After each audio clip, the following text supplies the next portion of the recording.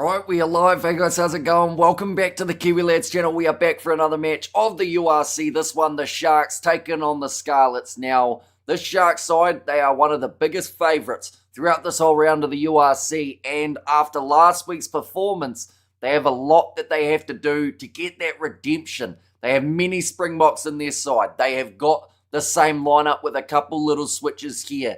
So they should be able to win comfortably. But whether or not they do up against the Scarlet side could be a very different story. Looking through at the starting lineup, it is Bok everywhere. In terms of the Shark side, Oxenshire in the front row alongside Bongi Mbinambi and Vincent Koch, starting in as that number 3. Then Eben Etzebeth alongside Marvin Ori. In the lock-in duo, Vincent Tshituka, Sia Kolisi and Emmanuel Tshituka will make up the loose forward trio. Grant Williams and Sia Masuku, they are slotting in as that 9 and 10 combination. Edwald van der Merwe, he is at 11. Andre Esterhuizen and Lukhanyo Wam in the midfield. Ethan Hooker out on the right wing. And then at number 15, it is Jordan Hendrickse close out the starting side. In terms of this Scarlet side, they have got a little bit of a similar side to what we saw last week in their game up against the Lions. Tane Plumtree slotting in as that number 8. He recently got himself that international call-up. Sam Costello in the number 10 jersey.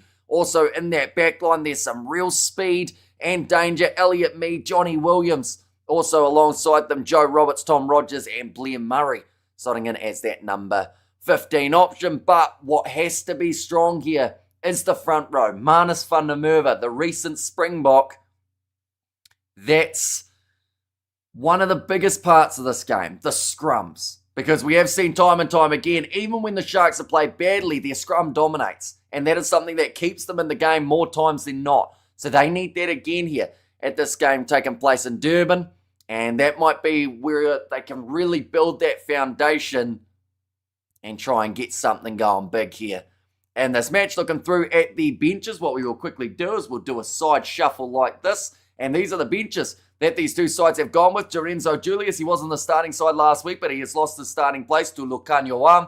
Pepsi Buthelezi is there as that number 20. Also, Jaden Hendrickse will be making his way off the bench. So even outside of that starting lineup, there are still international Springboks appearing for the Sharks. Off the bench for the Scarlets, some decent options up front. Hepburn and Thomas in that propping duo. And like I said, that's where they really need to be strong here if you are the Sharks, if you are the Scarlets team, because if you start ending up conceding penalties early at scrum time, it will only go from bad to worse as the match does wear on. But we are only moments away from the start of this contest, ladies and gentlemen. I would say about 2 or so minutes before the players make their way out of the tunnel, and we will be ready to go for this contest. Just showing that Sharks lineup, and I should mention Eben Etzebeth, the man who was in charge of this Sharks side. 50th game for Grant Williams as well, so a bit of a milestone match for that man. Go the Sharks, go, says world champs twice. This game is live on TG4 here in Ireland, free to air. And another change in the lineup, Suku out, John Smith in, and Kunini, making his way off the bench. A lot of late changes happening in this round of the URC by the sounds of it. How's it, Hamish? Long time no see, says Yanko. Welcome in. 4-0 Australia just scored, says Bleshin, and also Sharks team looking good, says Tyrone. How many of the Sharks starting XV are uncapped too? Yeah, there's not many. There's Emmanuel Tshituka and then Sia Masuku, although, of course, that has now been switched, but still is the case with John Smith anyway. And yes, Yanko, only 2 uncapped players. And I mean, Sharks are bad, but not Scarlet level bad, says shows in there. Yeah, although the Scarlets, the thing is, they didn't play a bad game last week up against the Lions. In fact, they were relatively solid.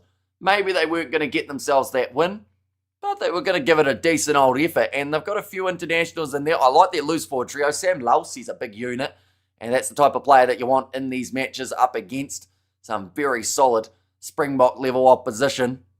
But it is just that question of, can they play like Springboks in this game and get themselves the big victory here? Looking through at recent form, first of all for the Sharks, they did have that draw up against the Dragons, another Welsh side, and that was a pretty rainy type of contest. Luckily this game looks like it's not going to be too affected by the rain. Leinster were able to beat the Sharks badly, and Ulster were also able to get themselves a win over the Sharks. So the Sharks have not had a win since, I believe, round 1 of the URC competition. And now that I think about it, did they win in round number 1? They They did not, sorry. So they haven't had a win this year. My apologies. But that's not ideal. They want to get themselves some sort of win. The Scarlets, they were beaten badly by the Stormers. They were beaten by the Lions. And in round number 1, I don't think they got themselves a win either. In fact, they sit right at the bottom of the table. So, you know, she's a pretty tough road for these two sides at the moment. But at the same time, the only way is up from here. One of these two teams should be able to get themselves a win, unless, of course, we get ourselves another draw. As I say, everything, I'm rooting for the Sharks. Welsh Rugby needs something to cheer about at the moment. It's hard to comprehend how so many bots in a team aren't playing at the level they're supposed to. So they've chosen. I have the Sharks, or I think the Sharks have this, says Big Rig. And hey, we were okay. We didn't blame the refs, says Flesh in there. And not on TG4. There's Michael in there as well. But Evan Etzebeth, the Hollywood Bet Sharks captain for this matchup. Do, of course, let me know your score predictions in the comments as well. I will star them and let you know who gets the closest at the end. Sia Kolisi playing in that number 6 jersey. I will be honest, I'm confused. And I hope someone who is a Shark supporter can tell me why. Why aren't they playing Vincent Tshituka as the number 8 and Emmanuel Tshituka as the 7? Because that is what they went with in the first games of the season. We saw Pepsi put the lazy 6, Emmanuel Tshituka number 7, Vincent Tshituka number 8. Tshituka scored 2 tries from the number 8 jersey in the first 2 weeks. Ever since they have moved him into the locking duo as a 7, he hasn't scored. So surely the best bet is to put a guy who's scoring tries for fun in the position where he's scoring the tries for fun, right? And these players can beat the All Blacks, but not the Dragons. So here's Youngko, and Sharks 37, Scarlets 18, and also 54-18 in favour of the Sharks. So common scoreline having the 18, but they have now kicked this one off. John Smith getting us underway. Tane Plumtree holding this ball in one hand. It's a bit of a weird one because he is going up against his dad's team in this matchup. The Sharks, and will look to defend with some big physicality early on. And of course, those scrums, like I said, they will be one of the main talking points, I'd say, for the Sharks in this game.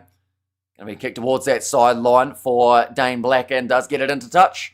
Now 20 metres out for the line, and we are already going to get to see that rolling maul in action here for the Sharks if they can use it well. Like I said, the Sharks, they come in as the biggest favourite of the whole round in the URC. And in terms of, while we are at it, we might as well check. They are expected to win this game by 23 points at least. So that is quite a bold statement made by the bookmakers. Well, the odds makers, I should say. Now currently rolling maul here. Bongi Umbanambi. Ball in possession just at the back. Manus van der Merwe joining in. This is kind of turning into a Springbok training drill between the two.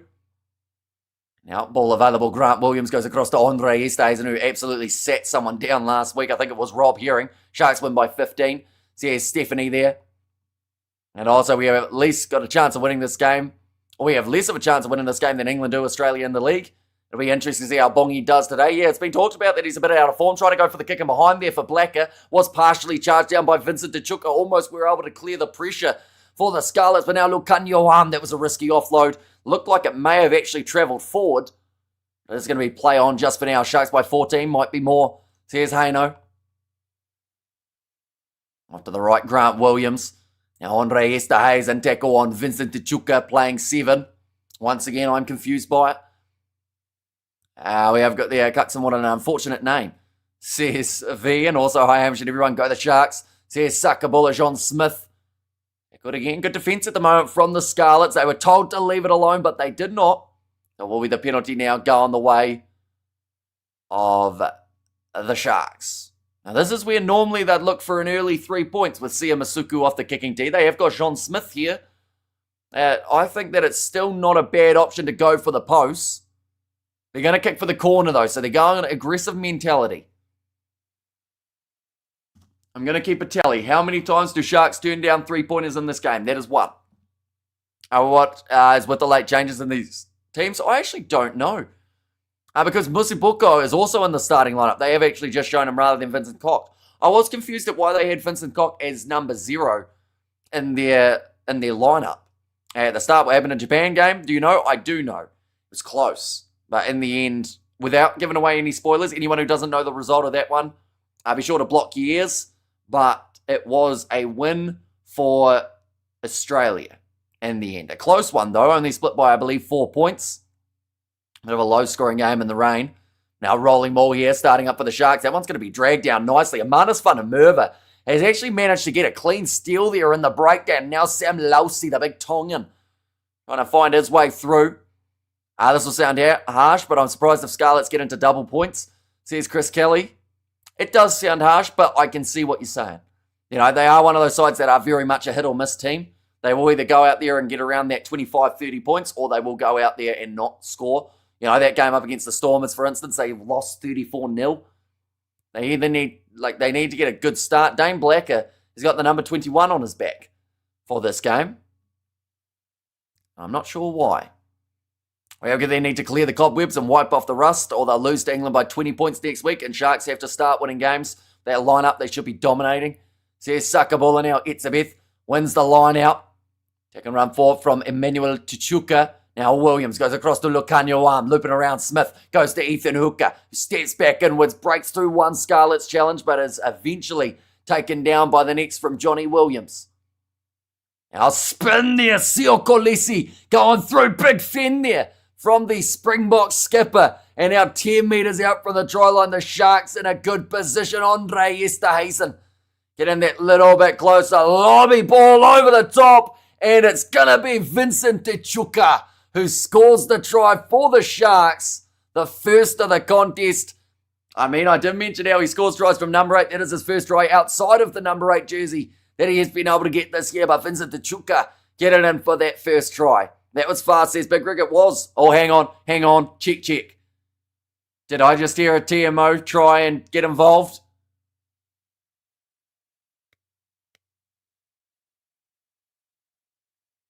I think they were checking to see whether or not it was forward for Vincent Tshituka. Looked all right to me.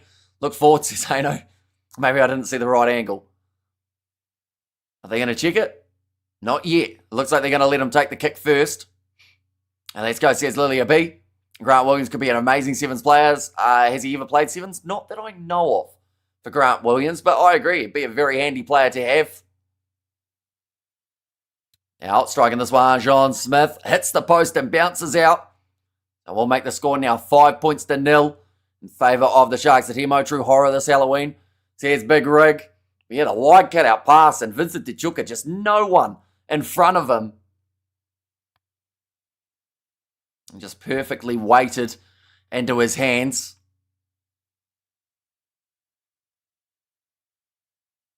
Like I said, as soon as he got there, he was just going to have a very good chance of going through. Is that going to be the first of perhaps many here? Now, big bump off for Vincent Tshituka. And to be fair, would you stand in his way? Yeah, no, I think it's pretty smart to just let him run it in. There's no point risking getting concussed and all sorts in this matchup. Oh, penalty. It's going to go on the way of the Sharks. That is for a side entry. Okay, 10 was going through the middle, then came around the side.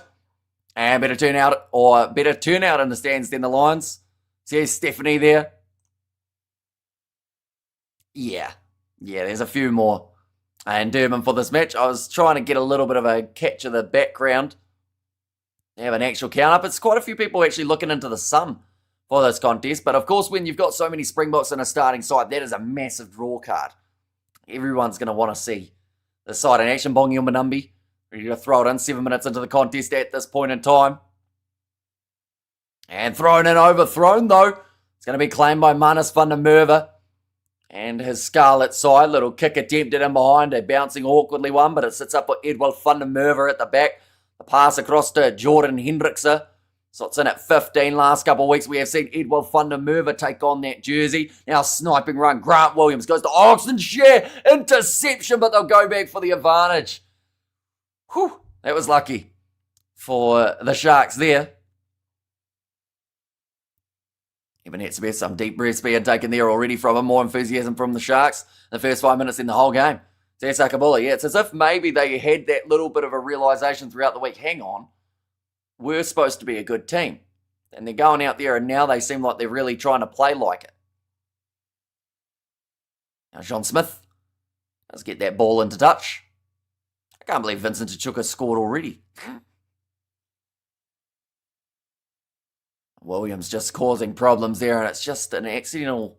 Oh, I don't think it's accidental. He did rush up there, Tom Rogers. He was just a bit too quick. Bongi on Manumbi. Ready to throw it in again here for the Sharks.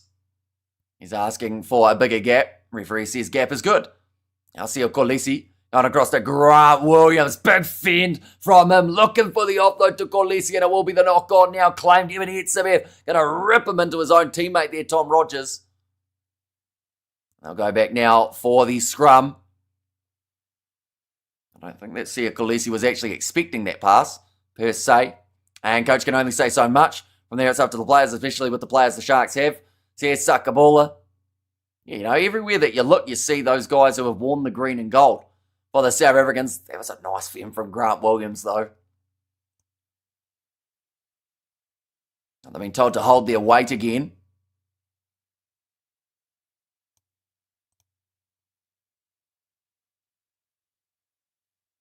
This referee's got a strong Welsh accent. I was trying to listen to that and I got about 3 words of it. But, Sharks, another scrum feed. And Alan Hamish, you look energetic as per usual. Says, Kevin, I have no idea how. Because I have been awake for about 20 hours minus one little nap of about maybe 60 minutes if I was really lucky. But other than that, I think we're just running off pure just love of rugby. And the fact that there are so many games taking place. And coach can only say so much. Oh no, I read that one, didn't I? Yeah, 10 minutes in, it is going to be the scrum feed for the Scarlets. They are inside of their own 22, so of course not really the position on the field that they want to be. Big dominant scrum push normally is what we would see from the Sharks. We saw it all through last week. Plumtree has thick skin. This past week has been brutal for him. Says Lillian, that's going to be the penalty going the way of the Scarlets. 3 black collapse there, so that is Masipuko, who has gone down at scrum time. That late change with no Vincent Koch in the starting lineup. I don't know if that is injury related, and if it is, a bit of a concern. The fact that Vincent Koch is out, Jano Augustus, late injury change too, and the game for Ulster. And Lily B, hi, you are looking lovely, says Kevin. And 14 cap box on the field for the Sharks, says Robert. I think 13. They've got just John Smith and Emmanuel Tshituka, the two who haven't got caps. Now Marvin Ori, he's wearing a scrum cap and he has just managed to get himself the steal. Edward van der Merwe now goes to Emmanuel Tshituka, back across to the right. Andre Esterhuizen, little grubber attempted in behind. It's well claimed by the Scarlets round the halfway line for Elliot Mee. I'm sorry, but the South African team conceding a scrum penalty to the Scarlets is embarrassing. Says Yanko there. And hi Lilia, yes, I think it was brutal for the whole team, says Sakabula. And Ruth, my very own Pommy lady, says Kevin. Now, going to be rolling this ball back. Kevin, can you see me? Says Lilia, that one's going to be kicked high. Chasing after it, Elliot Mee. He's got good legs. Almost managed to make the ground that he needed to. It's going to be claimed by the Sharks. Doesn't seem like any penalty advantage or even knock-on advantage there. It's surely been brutal for Shark supporters. Yeah, it hasn't been an easy road for them. Definitely because last season they actually did pretty well. And even when they did well, they still got a huge amount of criticism. So now that they're back to not doing well, it has got like 10 times worse. One close to the sideline. A little bit of a step. I only can see you and gorgeous Ruth, says Kevin. Ruth has a picture of an R as her picture though, Kevin. So how do you know? Unless you may be outside her window or something maybe. Now, line out throw here. And g'day Kiwi lad, says Darren, welcome in mate. Hope you're doing extremely well. 12.5 minutes through this contest. It's been fast-paced so far. The Sharks getting the early try of Vincent Tshituka. Other than that, seen some extra attack. So we'll go like this. And that as well. At the moment, the Sharks are even bigger favourites. Like I mentioned, they are expected to win this game by 24 points. That's how it sits. Are you covering the break game today? Or is it too late for you in New Zealand? The break game. What's the break game? The break Is that auto-corrected? Or which one are we talking? That's going to be nicely taken there by the Scarlets. No option for Blair Murray but to go into touch. I think actually Lukhanyo Arms stepped on the sideline there, though. So it is going to be a line out for the Scarlets. They've actually done very well to end up with that ball.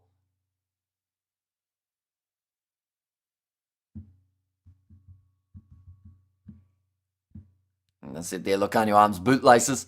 Touch of the sideline. And Sharks with the win, or need a win, says Paul. Sharks came out chomping, and also I live in Durban, and being a Sharks fan has been painful this season. And with the box back, it hasn't looked good, says Michael. And yeah, the thing is, as soon as those box are unavailable, it is once again going to be a bit of a mixed team for the Sharks. So it's just trying to find that consistency outside of those players. But when you're making 13 changes in a starting side, it makes it very tricky. The simply.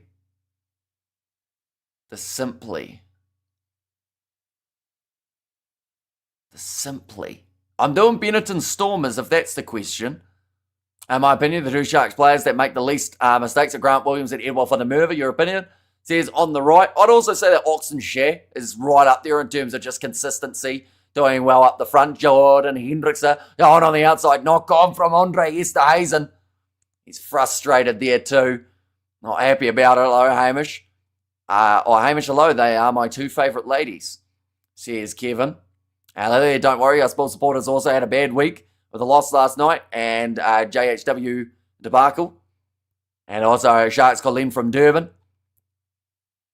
So you're going for the Sharks, a big win perhaps in this one. Think of it as an opportunity for the young rookie players. Says Big Rig. Yeah, it's just an opportunity that all comes at once, doesn't it? And True can't remember an Ox mistake. Says on the right. And he is one of those guys that always, he goes under the radar. You look through at a side and he's always there. But because of, the fact that he doesn't score many tries, but he just goes about his work and he'll get the job done. And halftime England 0, Kangaroos 8. That's not too bad for a halftime score, to be fair. Hopefully they can fire back a little bit there in the second half, England, and start to make a bit more of a game of it. And Baller's going to be there again. Across to the right-hand side, slinging it in behind. Goes to Tame Plumtree, trying to be a Scarlets fan. We're probably going to Despair in the 2 years, as well as being bad. Oh, Blacker. Going to the captain, Johnny Williams. Offload up here for the Scarlets. Minus van der Merwe on the support run. And he scores the try. And the Scarlets will take the lead in this contest. And good luck to our Sharks. Colin from Durban. And no, says Sucker Buller, but that is a brilliant team try there. Breaking the line, Jake Ball going through. WF is going on, says Yanko. It's just a good try. They broke the line there. Johnny Williams then got the offload away. And then plenty of space, about a 2-on-1 for Jordan Hendricks. No one else back. And Manus van der Merwe reaping the rewards. The scrum's not working as it should. The Scarlets just got through way too easy, says Yanko. Yeah, it did look pretty simple for them. Yes, come on, the Scarlets, says Fleshin. Oh, looks like already a bit of a nose bust for Sam Costello. I can't believe we're 17 minutes in. It's a bit similar to the last game. How the first about 15, 16 minutes went by in a flash, and then the rest of the half did stall a little bit. I wonder if this game will be the same, or whether this game's going to be full tempo all the way. Yes, come on, the Scarlets. Says Fleshin there. And no way are the Sharks losing to the Scarlets. Is history good or bad? Because I got a letter from Lilia B and Ruth telling me I was history. Sounds like they've threatened to murder you, Kevin. It's probably one that you should give the police. At least it's Manus van der Merwe tries are being scored by the South Africans. And score for us Sharks, Colin from Durban. Need some biltong and chips. Tough loss yesterday. Jan Hendrik Vessel drama is definitely something very questionable and confusing. But I can't wait to see how Rassi retaliates. That kick has gone over for the Scarlets, though, making the score now 7-5.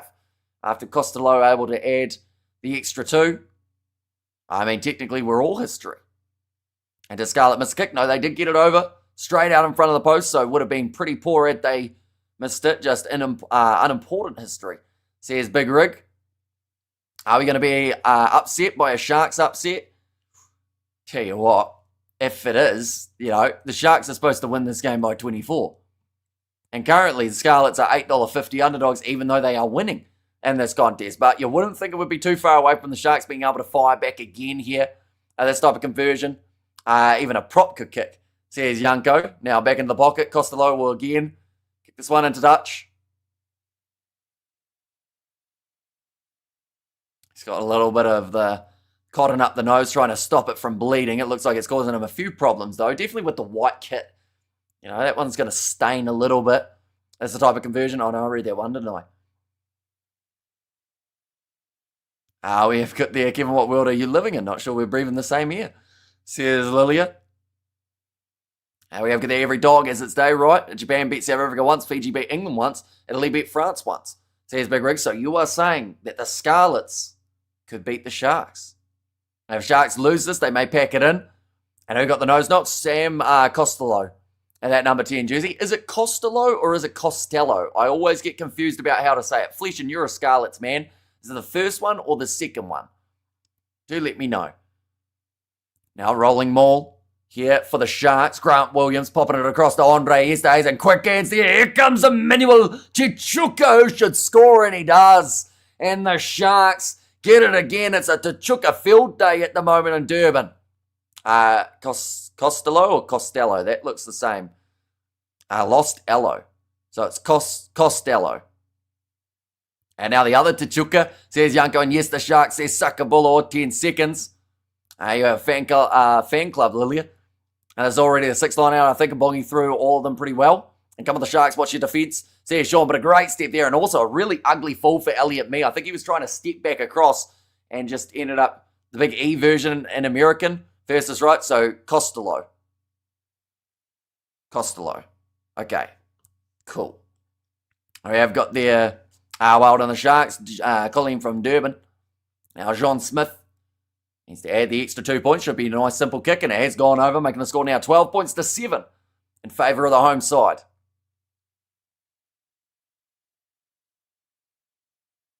Both Tshitukas getting over. 2 men that aren't normally selected in that Springbok squad, or at least not a massive amount. We saw Vincent Tshituka had a great start to his Springbok career, and then they decided to drop him.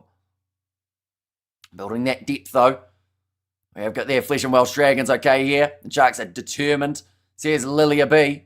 And nice Sharks. Another one, please, says Sean. Yeah, a bonus point win here for the Sharks will be massive. And honestly, probably about what they need in this scenario. Sharkies biting back. Now, kick downfield, nicely taken by Vincent Tshituka again. Any Sharkies in the house? Says Jimbo. Do Sharks have houses? Or do they just have like a spot that they try and stay? That is a big question, but of course not what you meant, but now it's on my mind. Knock on there. Ball's loose. Picked up by the Scarlets, and they're back in the game. Scoring the try, Blair Murray. I think that may have been a Vincent Tshituka mistake there. And of course, says Sean.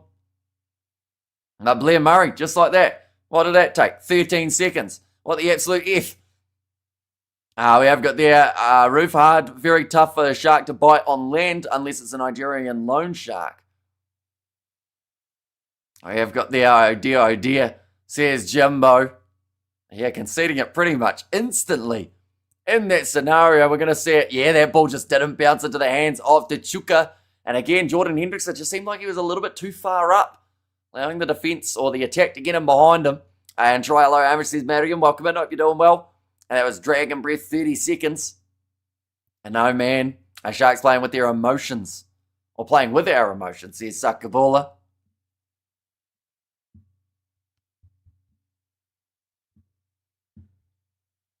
But now the lead back for the Scarlets, sitting now 14 points to 12. And the Scarlets, how dare you score? Oh, a little bit of cramp there. Hang on. What's this? Oh, okay, sorry, it's the water break. I was confused there for a second, so the cooling break has just taken place. Have you seen the top 14 games? Toulon versus Toulouse. I think Umanga plays for Toulon. Epic career from Umanga. Are you sure it's Umanga and not Ma'anonu that you are thinking of? I know that he recently brought up a record. Sharks have playgrounds known as nurseries. Huh. I see. So they kind of just, I guess, find them, because like it must be hard being a fish or any sort of thing that floats in the water, you know. Because like not only do you have to worry about your altitude, but then you also have to worry about where you're ending up, you know. If there's a wave, you're off to the side. get lost very easy. That's probably lucky I'm not a fish. I'm a big Sharks fan. Since I was a kid, big disappointment. The Super Rugby final loss to the Bulls, says Paul. No, Sharks don't have homes. They move around a lot. Just sleep in random crevices. Or even open water if they can't find a neat spot. And I also come on the Sharks. And that Sharks side is over 86% capped. Springboks, no way. They're losing to the Scarlets, says Yanko. Go the Sharks. Says Marion there too. So we have just got that cooling down break. That is when the players are given 3 minutes to be able to try and enjoy a little bit of a spell. Luckily, the sun doesn't look like it's out too much in Durban, whereas for that last game between the Lions and also Ulster, it was actually pretty sunny. As a fish, you would have to worry, well, you have to worry about being eaten or caught, says Regine. Yeah. Although, do you know that that's a thing? Like, I guess being caught, you're probably like, what's this hook? Oh no, I've fallen for something that I shouldn't have. April Fools. But in terms of getting eaten by a big shark, it must be weird just sitting there going, he's looking at us. A little bit funny. But the drinks break almost over. Ladies and gents, I learnt that kahawai or any school fish, if they get separated from their group, they get anxiety and die from stress.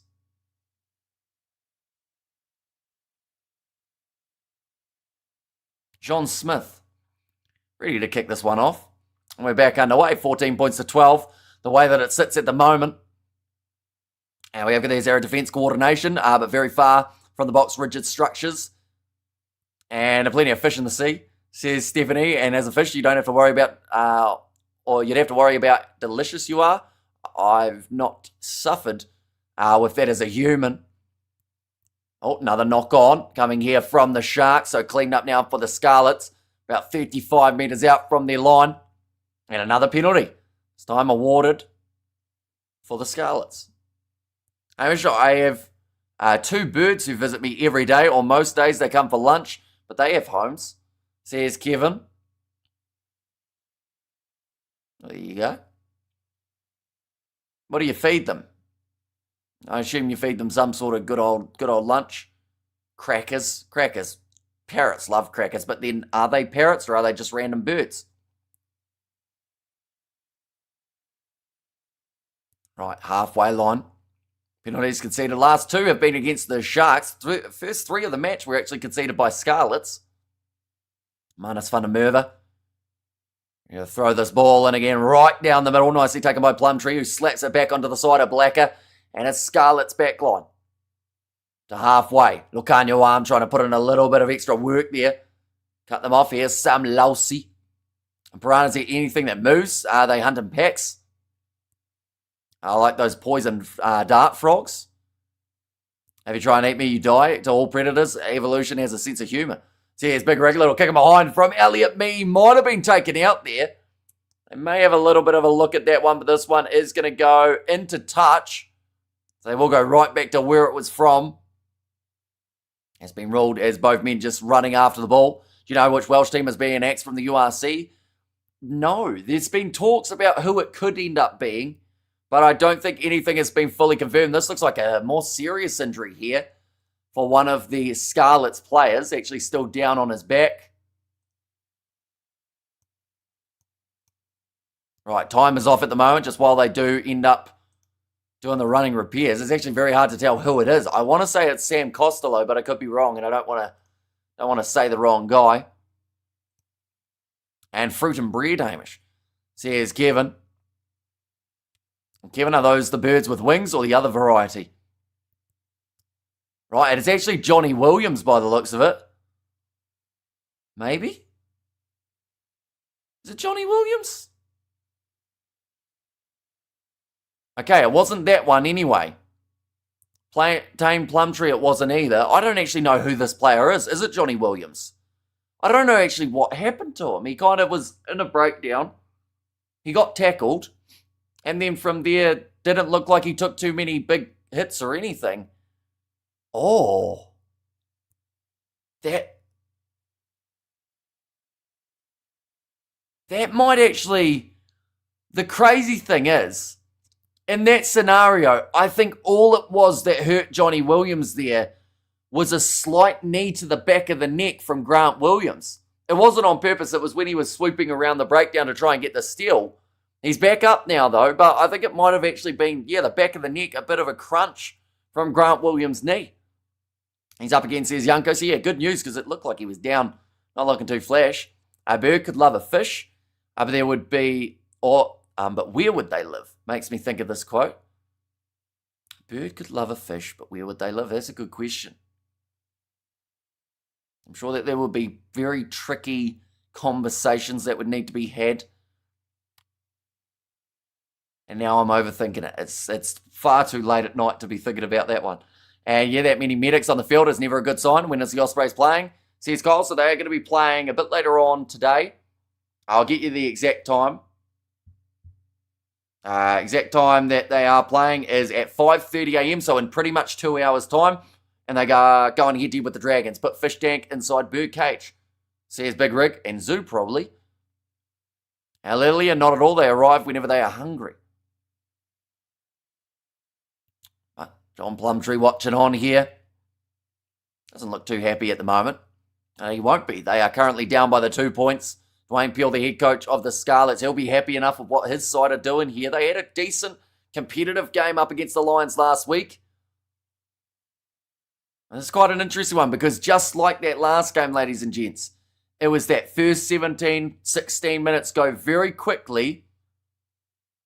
And then from there, it's kind of really slowed down. We're only 25 minutes through now.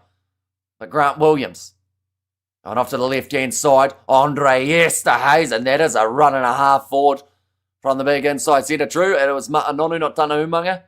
They both played for Toulon, so I must have misremembered. And Scarlets and Ospreys haven't signed the agreement with the Welsh Rugby Union, and about 10 miles apart. So I guess the Welsh Rugby Union will merge them. It'll be a disaster. Says Fleshin. Yeah, so that would mean that the Dragons still remain. Oh, that's an ugly collision in the air, but nicely taken by Ethan Hooker. Grant Williams goes across to Umbanambi. This looks like another great chance for the Sharks on attack. Now ball on the outside. Jordan Hendrickson goes to Edward van der Merwe, who cuts back inwards.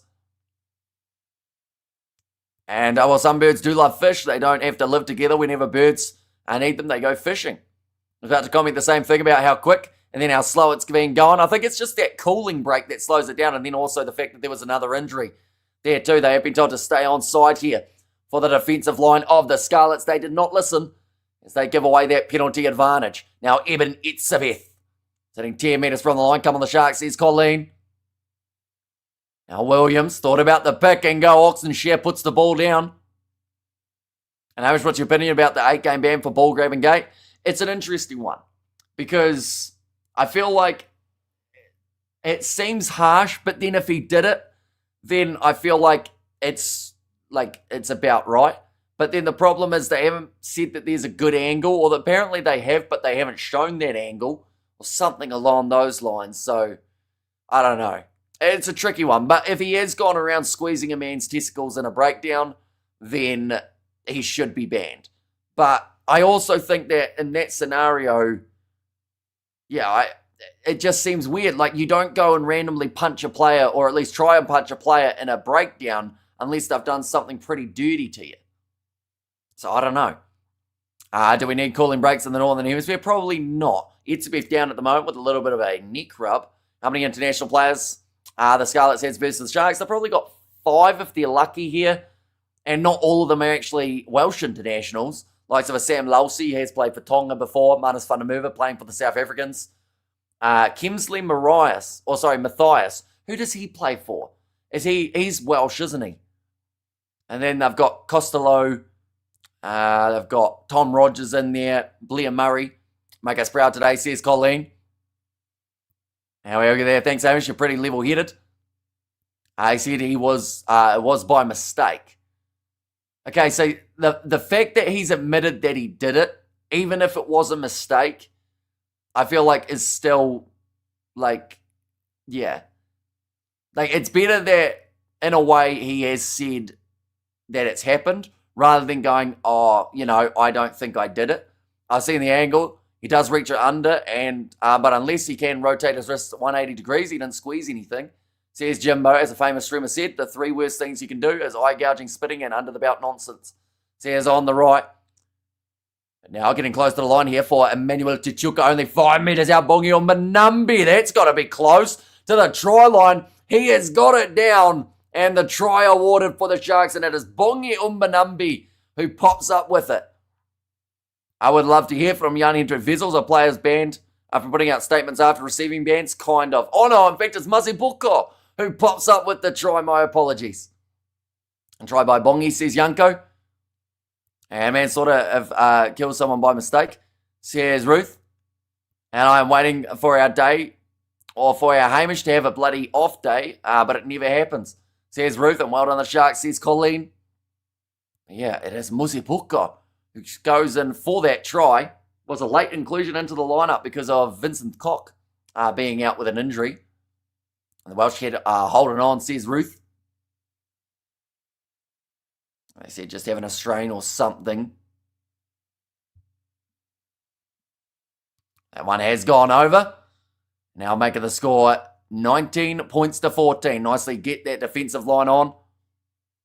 And high ball, all is good with all. The Sharks must win this one, please, Hamish. I'm beating you. Did the Lions win? They did. They got themselves 49 points in that game to the, I want to call it 31 of the opposition. Decent fly half for a change. That's nice to see. Here's Yanko.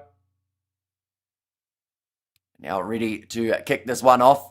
Last time that they did kick it off, it only took them about 15 seconds before they were able to get themselves the try.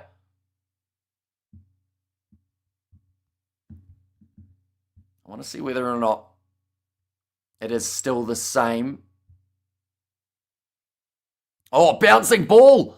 And now Dane Plumtree. That was weird. He tried to knock it on.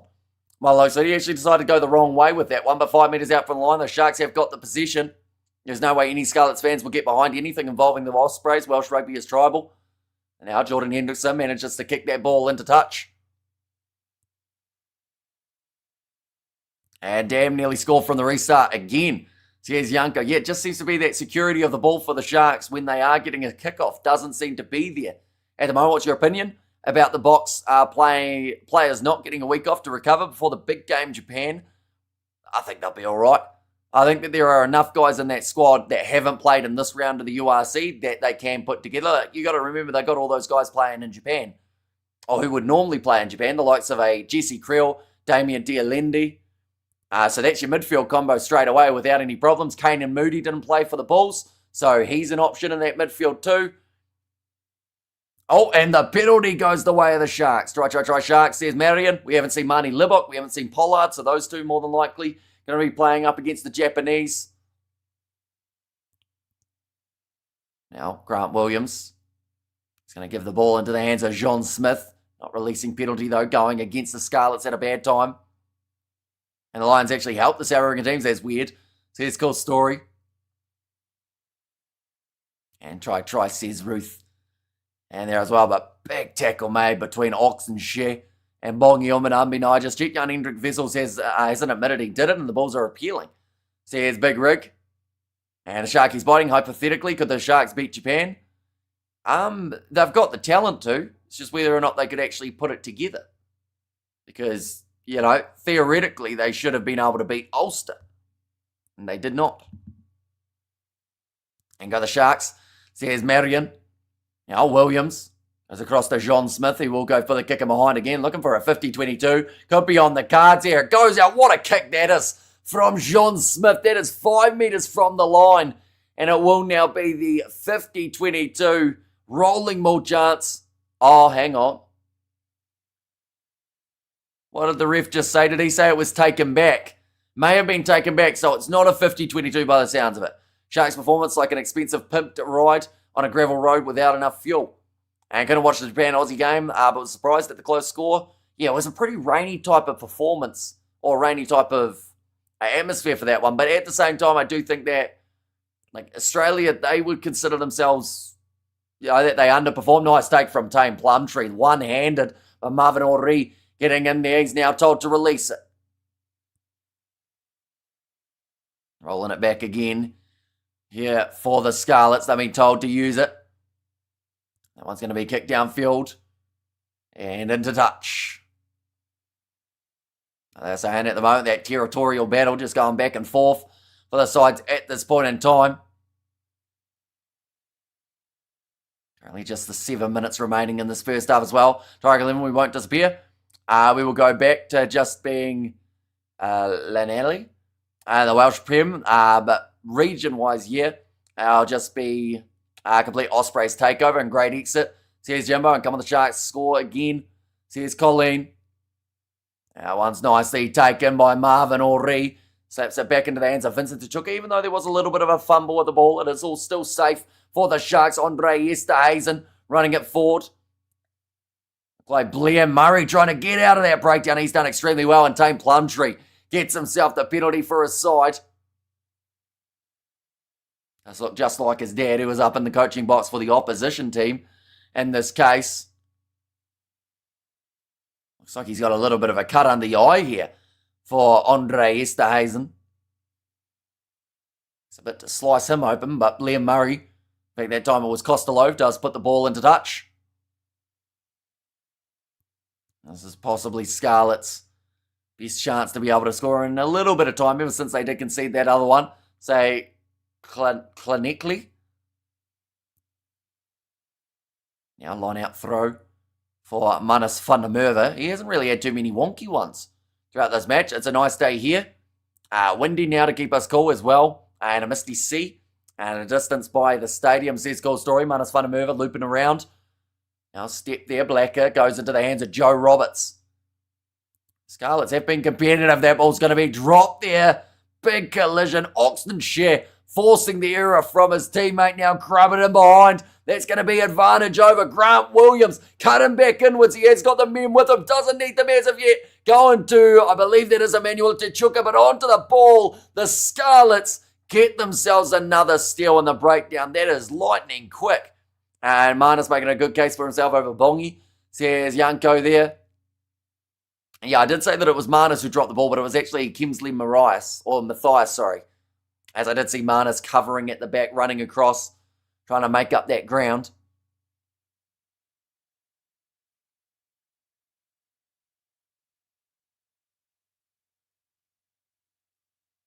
Okay, referee just giving Scarlets a little bit of a warning about something to do with the line-out. 5 minutes remaining of the half. To be fair, Bongi has been throwing pretty well too. Says Yanko. He's had a pretty solid game so far, Bongi on Manumbi, which is great news because he did need it. Because he's been a bit low in confidence, I think. Grant Williams, though, almost sneaking through. Wanting that offload to Eben Etzebeth for a start. And then in the end, he had Emmanuel Tshituka with him. And then just jumping onto the ball. Not sure how much of a release there was there from Matthias. Useless Plum destroying this team. Says Piet. At the moment, we are seeing some destroying coming on from a different Plumtree. Tame Plumtree, great on the breakdown so far in this match for the Scarlets. Nicely thrown to the back. Well taken, and the penalty awarded. Harvey Cuxon did manage to win it. That was Lightning. The young Box are cranking up the heat for all four teams. Yeah, something that Rassi, of course, will be very happy watching, seeing his guys that he has selected starting to find their stride. So who's going to win out of these two rubbish teams? I look at the log of the table. With by far the most Springbok, Sharks shouldn't have made a match, or shouldn't have listed a match. Are they struggling against the Scarlets? Makes the Sharks the biggest joke in the URC, says Daryl.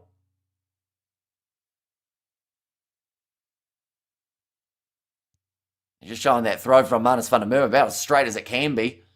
Right through the middle and then just closing that gap, dropping Marvin Ori hard on his back, bit harsh. Says Big Riggy. I don't think Ori did too much wrong there other than the fact that he just got thrown up and then dropped by his teammates. Now 22 out. And a really good line out there from Manus van der Merwe, and that one's going to be claimed again by the Scarlets. Little bit of a step from Laka before he gets tackled by Musibuko. Now Costello has to play halfback, gets it to Manus. That's it, just a 5 points difference between these two sides. 3 minutes remaining in the first half, 49-31, says Sean. And Lions 1 says Daryl. And also, can anyone send me a screenshot of a guy in the audience who catched the ball? Please, says Claudia. Are they someone that you know, Claudia? Maybe? Now, just landing on his face there, Harvey Cuxon. He's got to work out a different way of going into tackles than just going head first. Now off to the side. Oh, that was the chance to go on the outside, but I think they missed the opportunity in the overlap. But now Blacker, they're offside by a little bit there, the Sharks. It looks like it's going to be all right. Ball stolen in the breakdown. That was debatable, but it is going to be Andre Estes, and now passed on the outside to Scarlets. Does have Grant Williams with a pace. He is going to be tackled, trying to line that one up. Bit of a slip at the back, and Scarlets knocks it on as he's jumping after it. And got to go out now. Good time whilst we're still in it. Says Fleshin. This game will be under 75 points, but that is going to be the scrum feed now in favour of the Scarlets. They have won themselves one penalty when it comes to scrum time already in this game. Crowd quite enjoyed that break down the wing from Grant Williams. There was a bit of a slip at the back too. How they are with Scarlets. Lou said the first one to that ball. See, well, some of these forwards, they cover ground quick. It looks like maybe Harvey Cuxton at the moment is struggling a bit. That's because he landed on his head, but it looks like maybe his shoulder is sore. So maybe that's why he landed on his head, because he didn't want to plant his arm because of the soreness. But Scarlets, some good pace being shown by him. Sharks look dangerous out wide.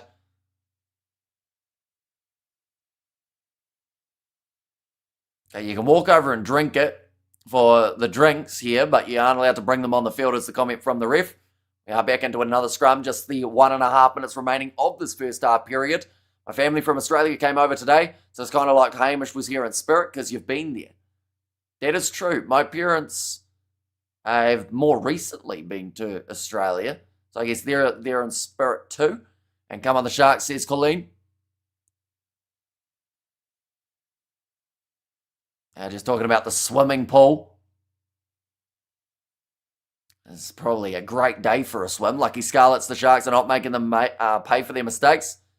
I got to go mow lawns, a clean swimming pool. Tune in later. I hope whoever it is, Rodden Teams wins, goes to Stormers. And Ahoy H says 1 Pierre Bosch, welcome in. Oh, that one's gone into touch. Good kick from the Scarlets just to get that territory back in their favour. Running a few extra metres there. Blair Murray not here. It's going miserable, says Big Rig. Yeah, see here it's 4 degrees and dark. So probably not quite the swimming weather. Maybe later on today, as long as the breeze isn't too strong. In fact, I think it's supposed to rain today. Oh no, it's gone to cloudy. That's nice. Monday's 95% of rain. Tuesday's 85%. That'd be a good day to get pizza. Maybe. Prediction for Benetton versus Stormers and Cardiff versus Edinburgh, says Ethan. See, Benetton Stormers is a good one. And I do think, it's going to be nicely claimed by the Sharks again. Only 2 seconds remaining in this first half. And the big sound of the siren. I think that the Sharks will just put this ball into touch. It looks like that is the plan. Grant Williams back into the pocket. Does kick it into touch. I would almost say that the Stormers may sneak it up against Benetton if they play well like they have been throughout this competition. And then I think Cardiff at home will be a bit too strong. Busy having pizza, folded it in two. And what is the score at the moment? The score at halftime is 19 points to 14 in favour of the Sharks. They have had the 3 tries, the 2 Tshukas scoring, Vincent and Emmanuel, and then also the try for Musibuko, a late inclusion in the starting lineup. Go out in your raincoat to get the pizza. It might be needed. As long as my pizza doesn't get soggy from the rain. That would be very sad. The string PJs and the Sharks not playing for the Bok for upcoming test.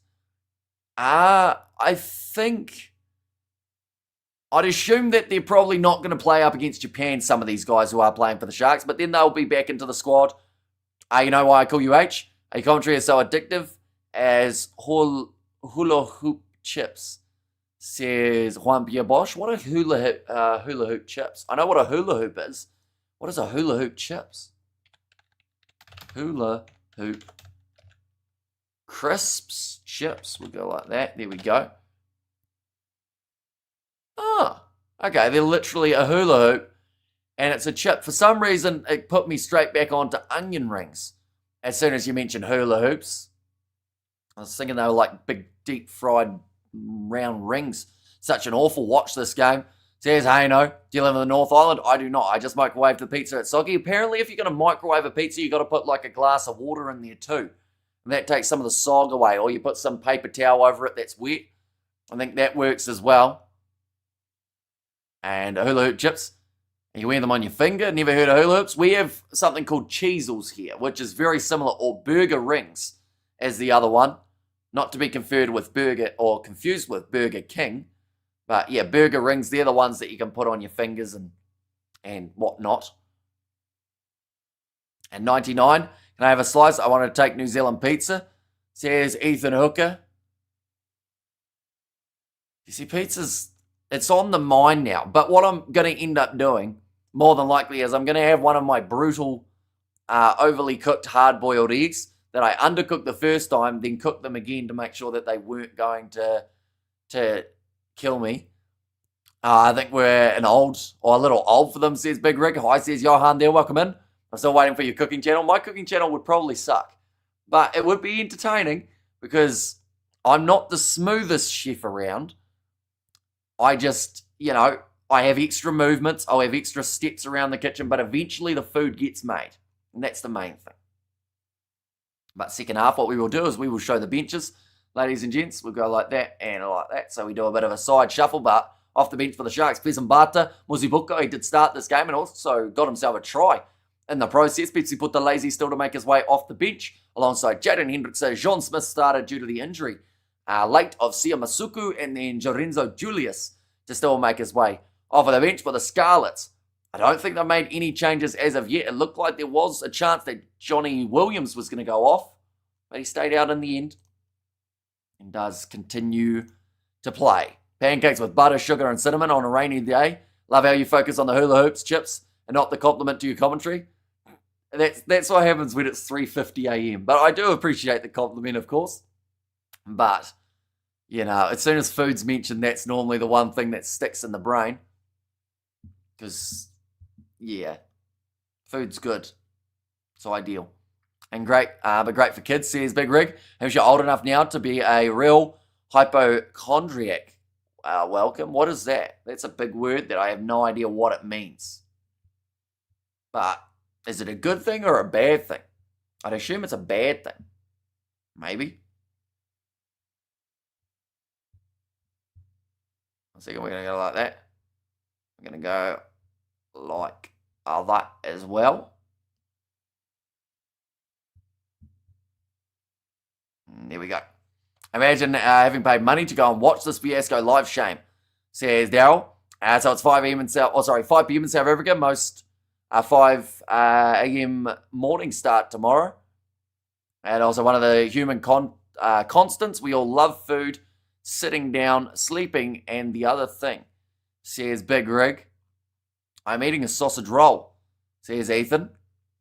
Can you replay that scene quick of the guy who catched the ball so I can screenshot it, please? Sadly, I can't show any footage or else it would get me taken straight off YouTube. Hypochondriac means you think you're always sick. I mean, to be fair, I do know for a fact if I had eaten those eggs the way that they were cooked, I could have guaranteed sickness. Because, even soft-boiled eggs, normally the whites at least, kind of formed, doesn't it? Just a little bit, whereas my one, it actually looked disgusting, the inside of it. I have a picture on my phone, maybe. I think I sent it to my mum. And I was like, hard-boiled eggs did not work. And that was a fair statement because they definitely did not. And go the Sharks, it's hot in Durban. Or it means you worry you'll get sick. Says Cool Story. I don't think I worry that that I'm going to get sick. Because if you get sick, you get sick. You can't really do too much about it. There you go. That is, it just looks rough looking at it again. But pretty much what I did, I'm going to try and show it. Look at that. That's not how a hard-boiled, even not how a soft-boiled egg should look. Yeah, that's kind of I don't know, it looks like a muscle. I don't want pizza anymore. I don't want food anymore looking at that. Do you have a dog? I could have given the eggs to it. I do not have a dog, sadly. I've got the Sharks to find a spectacular way to somehow lose this game. And they got some serious skill to get it done. And time it when you do your cooking. I did, but I didn't plan it right, unfortunately. And that would be animal cruelty, says Big Rig. Yeah, it wasn't the best looking thing I've ever done. But that egg was fertilized pre-range. No idea. came in the pack. Probably free range, I think. I think it's the ones that we get. Now, what the hell is that? That was supposed to be a hard-boiled egg. And it was anything but hard-boiled. There was like a little tiny bit of white on the outside that was hard. That was it. So, yeah. I think I've worked out how to do it now. I've worked out what I did wrong. And sometimes that's all it's about, isn't it? Learning what you messed up with so that you can then fix it. Perfect picture to look at when one's on a diet. Yeah. Yeah, I don't think that picture makes anyone go, oh yeah, I'd love a piece of that egg. Hard-boiled, a chicken embryo. Says I lollipop. Second half will not be a mile away. That looked fertilised. Did it? As in like, wait, what do you mean by fertilised? Yeah, definitely, it just wasn't as hard as it should have been. Oh, we have there, that looks scary, Halloween eggs. You need to cook your 2 eggs properly. Says world chance twice. Yeah, I've worked out the cooking time now. 8 to 10 in boiling water. Says I lollipop. See, the mistake that I made was I boiled the water and I trusted Google. Because there was a thing on Google that said, hey, if you're doing eggs, boil your water, put the eggs in, and then turn the boil off. So I did get set up. I read the wrong article. But yeah, you're supposed to leave it going while it is, like, not quite a boil so that the eggs don't get thrown around too much, but you're supposed to go a little bit lower in the heat, but still have it on so that it's actually cooking. And you know, the room streamer's got them weird when someone says that looked fertilised. Says Big Rick. And we look at that shame, which says Ruth. And there as well. Are you supposed to put your eggs in hot water and boil them? And also, I think I need to fork out for YouTube Premium. I had to endure one of those annoying AI Tai Chi ads, says Daryl. Just showing the highlights of the tries. 3 for the Sharks so far. It was the 2 Tshituka brothers, Emmanuel and Vincent, and then also Musibuko was able to make his way off, or actually in the starting side, I should say.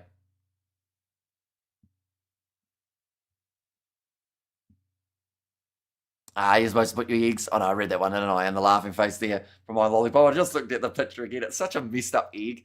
But the good news is, rather than going, oh no, I've butchered that egg, what to do now? I cooked another 7 of them at that same amount. So I went, I know. I'll then Google, is it safe to re-cook a boiled egg so that you can get it to the point where it's like actually decent? And it said that the outside, the white would be a little bit like rubbery, but I don't mind that as long as the thing's cooked. So that's the go there. It looks like the egg Jan Hendrik Vessel squeezed. It looks like it's a tight game. Actually, it's actually been like, I know that some people haven't been the biggest fan of it because of their handling errors and whatnot, but in terms of competitiveness, very close between these two sides. Okay, yeah, even if the water is medium hot, I mean, start, it can crack 1 or 2 of them. Says, cool story. Quite a few Shark supporters. Boiled ostrich eggs take a bit longer, I'd say so. Thank goodness for Google. Yeah, although Google set me up the first half of it, and then it kind of regained its composure and gave me the good information afterwards. But yeah, I will have to say probably not my best cooking effort. But we can improve. Way too tight, says Yanko. And did you eat them? Says Ethan. So I didn't eat that one, I'll be honest. I took a bite of it for a start. Luckily, the bit that I had was actually hard. It was the yolk. But then I looked in it afterwards, or I was like, this seems like it's not dense enough, you know? So I chopped it in half and went, oh my, that's not good. And then, yeah, cooked them again. And then they're all right. Use the error, says Stephanie. To scramble the eggs, you can't mess up scrambled eggs. Says Big Rig. Well, it's more so the convenience of them. You know, if I wanted an egg now, I could just go to the fridge and eat it. But I won't. Only 5 points difference is cited. Do Scarlets have more South Africans than Amanus Fundamerva and Jared Taylor? Not a huge amount more, I don't think. Outside of those fellows. Both sides have now made their way back out onto the field. We are ready to go for the second half. I would make a fun Ashes video. He often tastes really bizarre or expired food. How do you manage to get eggs wrong? Yeah, it wasn't good. First time doing hard-boiled eggs, I trusted Google, and now I know that's not how you do them. You got to cook them a bit longer. Get that water boiling and then just turn it down a little bit rather than down to a simmer. And French toast with cinnamon sugar and lemon juice. I have got there, Hamish. I worked as a chef for 12 years. Bring water to the boil. Make sure your eggs are room temperature, not freezing cold out of the fridge. 7 to 9 minutes. So here's Ruth. Now, two sides making their way out of the tunnel now, ready to go. I sure blame Google. Well, to be fair, I did Google how to make hard-boiled eggs, and it said do that. Did you put salt on your boiled eggs? Normally I would, but I didn't with the ones that I had there because I was worried they might be bad. But no, they were all right. I can't believe we talked about hard-boiled eggs for the last 5 minutes or so. Second half's here. It's been going fast. Still one more game around the corner. That will be Stormers versus Benetton.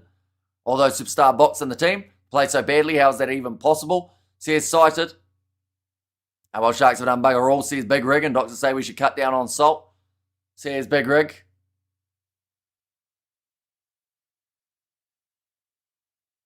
Yeah, it's a bit weird, isn't it? Because sodium's also supposed to be good for you, though, in terms of, like, stopping your chance of getting cramp and all that thing. And now, kicked off by Sam Costello. We're back underway. Nicely taken by Vincent Tshituka, the man who scored the first try of the match. I make scrambled eggs. Problem is Sam pampering the pot down next day. I thought they would be like 39-18, says Big Rig. Although there is still time in this contest. Couple quick fire tries from the Sharks could get them there. Now waiting for this one to come down. Elliot Mee takes it well. The aerial battle up against Ethan Hooker. Those two have been pretty competitive out on the wing today. Sam Lelsey wearing the big number 28 on his back for today. I don't know what happened with Scarlets kits, but obviously something went wrong because there are multiple guys who have got those bench kits rather than the starting lineup. Skip pass on the outside. Trying to shuffle his way through was Dan Davis. Salt is good for you. But in modern diets, pretty much all of us eat too much. It's in everything. Says Big Rig. And good for you if you're active and drink lots of water. Says Ruth. Now Sam Costello. Oh, that's a big shot on him. Coming in from Grant Williams. As sodium raises blood pressure, so does watching the Sharks. Come on, boys. Another knock on coming from the Scarlets. So the Sharks now get the early scrum chance. They are one try away from a bonus point here. Salters electrolytes from nature. Hard boil can be 10 to 12 minutes. Says Ruth there too. We mentioned next game that we are covering on the channel. It is starting in an hour and 20 minutes time. We are not too far away from that Stormers versus Benetton match.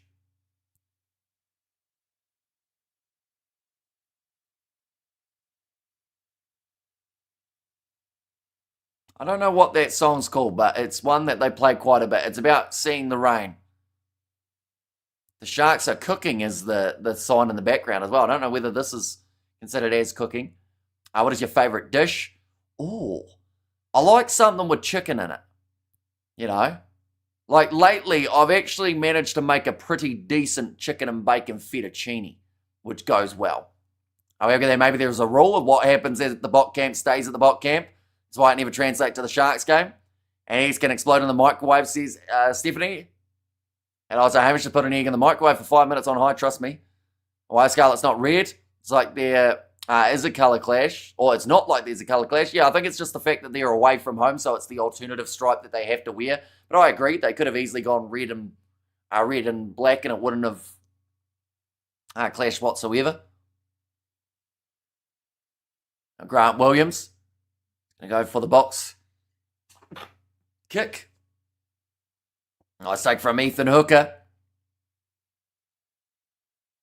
If you're active, a bit of salt won't hurt you, says world champ twice. Now, almost breaking the line. Look, Kanye, that was a flick and a half on the outside. It does end up going into touch. Also was forward. 43 minutes through. 44 career appearances for Lukanyawam. Plenty of time left in his Sharks as well as Springboks career if he does get those opportunities. He should try and make Mozambique chicken. What is Mozambique chicken? Is that... I'd assume that's to do with like the spices of it would be like Mozambique cuisine, is it? Potentially. Is it spicy? Because I'm not good with spice. Pepper's spicy, isn't it? A little bit of blood there out on the field. So they are just getting a bit of patching work done. Stephanie just saved your life, Hamish.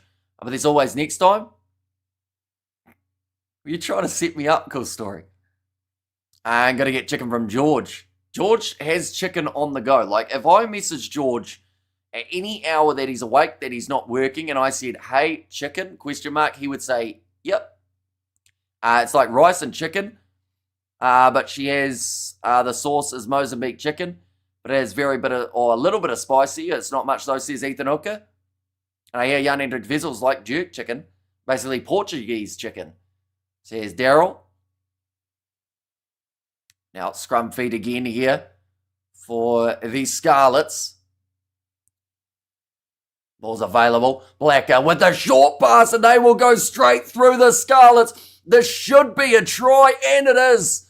And they will score it now. I think they were going to check it, but Tom Rogers finishes it off, and the Scarlets now take the lead potentially back if they can get this kick over. Sharks supporters in the stands. There was one guy laughing in his Sharks kit. I don't think he could quite believe it. Portuguese chicken is peri peri vibes. Good stuff. Says Rhea. I want to see arm back in the box mix. Those magic hands can do wonders sometimes, says Saita, but just real pace. Showing from the back high. All says Shoosh in there as well. Welcome in. But stepping around Jordan Hendricks, he hasn't had his best game. And number 15 so far. It was a good tackle initially made by Edward van der Merwe to keep him up off the try line. And oh, what a run, says Sighted there too. Now Sam Costello. Oh, ball falls off the kicking tee. He's just going to get himself reset. This is very little time left now for Sam Costello, but it is relatively straight out in front, and he misses. So a little bit of extra pressure there. That is quite brutal because that should have been one that could have been slotted over pretty easily. And oh, what a run, says Sighted. And the little pop pass up. And Sharks come on, boys, score now, says Colleen.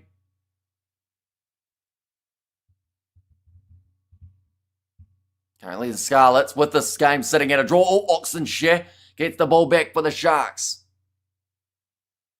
Yeah, at the moment they are still considered as underdogs here, but one more try now. Oh, big pass on the outside to Edward van der Merwe. Jordan Hendrickse trying to sneak his way through, looking for the offload. That one almost hit the referee. Grant Williams puts it up to Eben Etzebeth. The Springboks are not quite clicking together, says Ethan. And a penalty goes the way of the Sharks. This is where Grant Williams decided to take it quick, but he wasn't on the mark. And geez Louise, Hamish, next level. Hamish, have you ever tried crumpled pup or the milk and sugar? This is a breakfast for future Springboks. I have not. What is crumpled pup?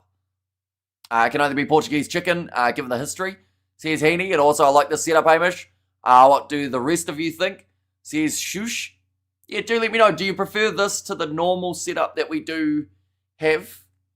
We're thinking about changing it for the URC, perhaps, and having these lineups just like this. But yeah, do let me know whether or not you like it. The one thing is, when we do show the bench, though, we do switch to that. And also like that. There we go. And that's nice and easy. It's nothing too tricky to do it like that. Now rolling more chance here for the Sharks. The scoreboard may be updating in the very near future. Another penalty advantage. Now passed across to Andre Esterhuizen. Again, just going to be short of the line.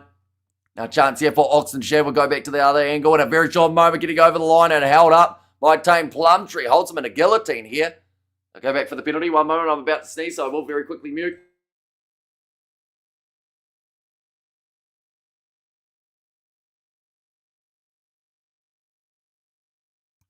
We are good. 1 second, I'll go back to that other one. There we go.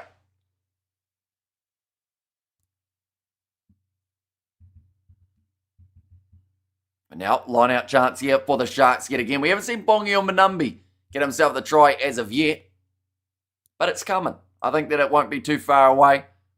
And if he doesn't manage to get it, I would say that it's his replacement, Fezambata, could find himself with a rolling ball try instead. Now this one's close. This one has to be a try here if you are the Sharks. The only way that it doesn't go over is if they hold it up. It's the captain, Sio Kolisi, or at least the captain of the box. He will score 2 weeks in a row for Scarlets. Yes, the Sharks says sucker baller there. And it's exactly what they needed. And that is the bonus point on the ball for the Sharks as well. His 13th career try. Kolisi with the little spin. Goes over. And well, the Sharks there from Lily. Although this is such an important kick now. And I do think that the Scarlets will be kicking themselves with the fact that they did not get it right off that kicking tee.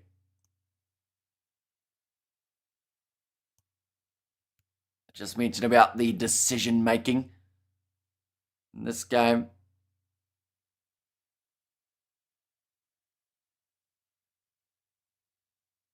But now lining up this kick, and it goes over. I was just looking through the Stormers lineup.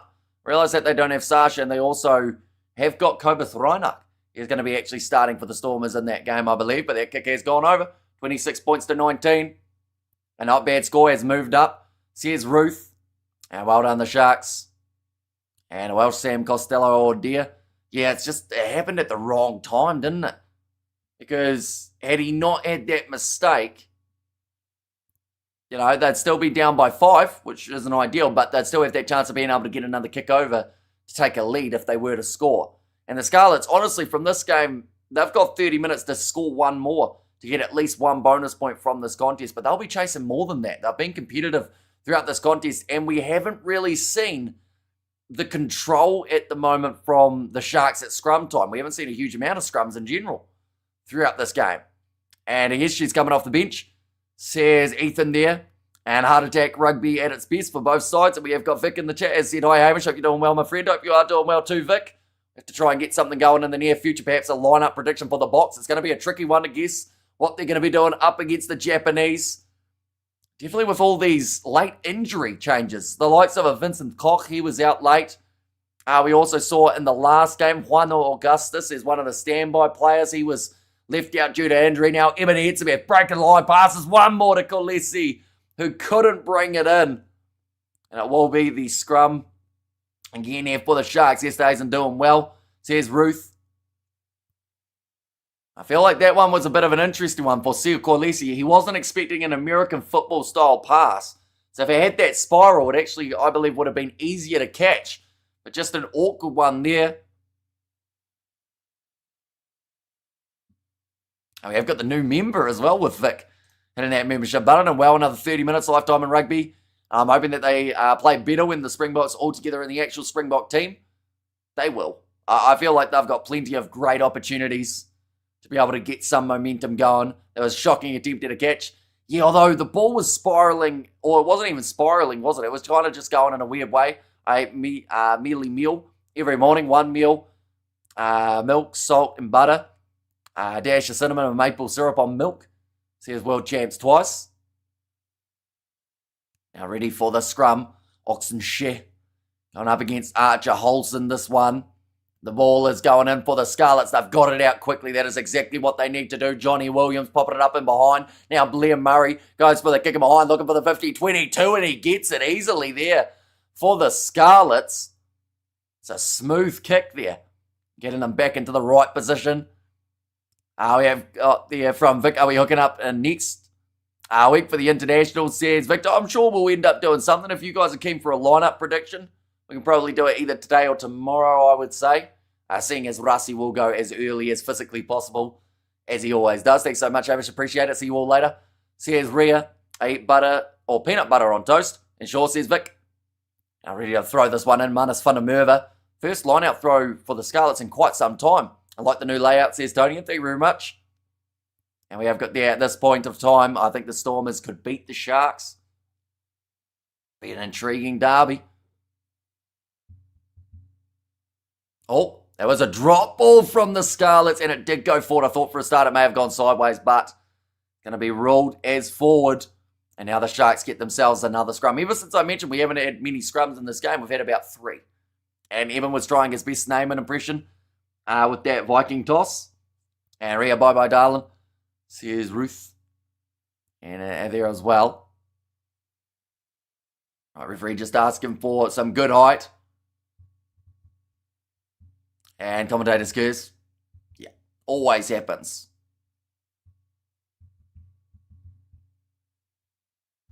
1 second, we'll go like that and like that. And at the moment, in terms of the numbers, I believe that this game's still Scarlets as big underdogs. No surprises there. But there's still time. I wish one day you'd say no one who watches rugby is randomly given millions of dollars for no reason. Says Big Rick. Another penalty, this time going the way of the Sharks.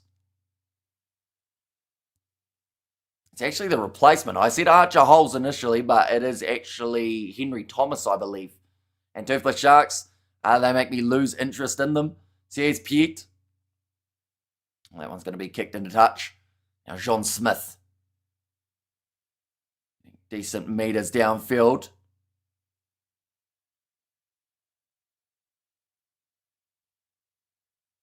Okay, it sounded like a bit of a conversation there between the referee and the tight head prop. We have got there, Ruth, that's why you're so hot. What did Ruth say? Because she eats Nutella on croissants? Is that where that's come from? And Welsh can easily get another try, but who knows, Sharks might bang one over soon. Says Ruth, oh, a little bit of push and shove there. Plumtree and Scarlets, referee between the two of them. You've got to be careful not to get sent off the field, both of them, in that scenario. And that's a weird situation because, of course, Scarlets is going to make his way off the field and he's going to talk to Tame Plumtree's dad because that's his coach. Now off to the left-hand side, breaking the line there again for the Scarlets. And they might just about finish it off. No, it's going to be well done from Ethan Hooker, and also Emmanuel Tshituka was the man who stopped it initially. I would have lost for the Paul Bulls. LaRue was good, says Ruth. Now ball in the hand of Emmanuel Tshituka again. I wonder what that scuffle between Tame Plumtree. Oh, great charge down there. Oh, it's a little bit dirty from John Smith.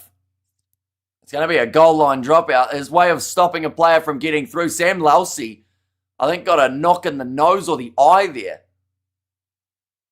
Right, Seo and also Tane Plumtree both getting called over.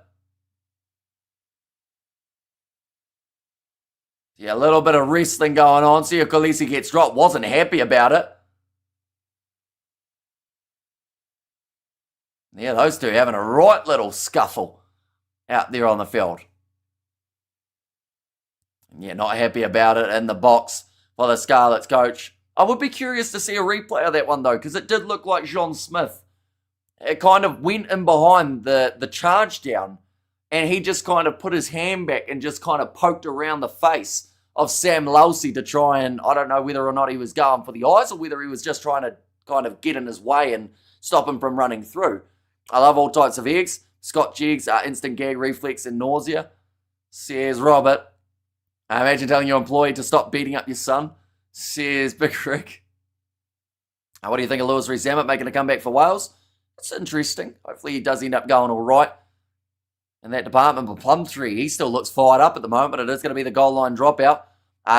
Do you think that 9-week ban for Jan Hendrik Vessels is justified? If he did it, then I'd say yes, but it's very hard to know if he did it at this point in time. Like, Mapimpi's 5-week ban, I think, is completely justified. I mentioned about it on one of the other streams. He was a complete idiot for what he did. He had a little temper tantrum because someone pushed him after he scored a try. So he decided to pick up the smallest player on the opposition team and drop him on his head. So that one I have no sympathy for whatsoever because it was brain dead. But, yeah, it depends. If he did it, then, you know, you don't really want guys going around squeezing each other's ball sacks in the breakdowns. But then if he didn't do it, then it's probably hard done by that he's getting a ban for not actually getting to squeeze them. And, you know, if he had known, he probably would have given it a good twist and make sure that the guy feels it for a while, feels it for the 9 weeks. Strange game, very entertaining. Says Sue there. Scotch eggs are nice, and my stomach is screaming at me for eating this way. Scrambled eggs and cheese with shaved biltong on top. Now ready to take this line out on it will be Manus van der Merwe. Still down by the 7 points here for the Scarlets. The Sharks have already had one draw in this one. Sam Lousy still playing with that eye. I think that was from John Smith's finger, but all got cleared up. Taking his time here, Manus. Won't have to throw it in. Has to be careful not to go for the calls that the Springboks would go with. Etzebeth could end up getting that steal. You also don't want to ruin a player's reputation, and there is no evidence he did it. Says sucker ball. That's going to be a drop ball for the Scarlets. I think they're asking for the penalty for being tackled off the ball. But then it's such a weird thing to accuse a guy of, isn't it? Like, you know, yeah. It just seems like a random thing to be going, oh, you know, he kind of grabbed me downstairs and gave me a bit of a rub. Plumtree, we have 24 players to be proud of. Says Yanko. We have got there, Tai Chi is useless as self-defense unless you're being attacked by an action replay. Says Robert. That 9-week ban is just plain corruption. Says Cited, is it 9-week ban internationally though, or is it just it would be URC level as well as internationals, right? So even if he had got a 5-week ban, he still would have missed pretty much all of November anyway. So it will only really be in January that they start to feel it. The accusation is nuts. Says Stephanie. We have good there. Josh Murphy certainly reacted like a guy just grabbed his stick. Says Big Rig. Yeah, to go out as fired up as he was a bit of a weird one. I guess he misses the Bok test. But yeah, even if he had got, let's say, a 5-week ban, he would have missed the Bok test anyway, is the thing. So, like, 9's bad, right? But then 5 still would have done the same thing to a certain extent. It's just he'll miss some of the URC as well. Currently 22 minutes remaining in this contest. We have got another game around the corner. That one is going to be the Stormers. They go head-to-head up against Benetton. Our volume on the bell is silent. And what exactly is a 12-week ban? It's a bit self-explanatory, I would say. 12 weeks. Ban. Oh, Bongi Manambi off the field, and that's for Fez and Butter. And there's another big scrum coming from the Sharks. It is the bread and butter of the Sharks 4-pack.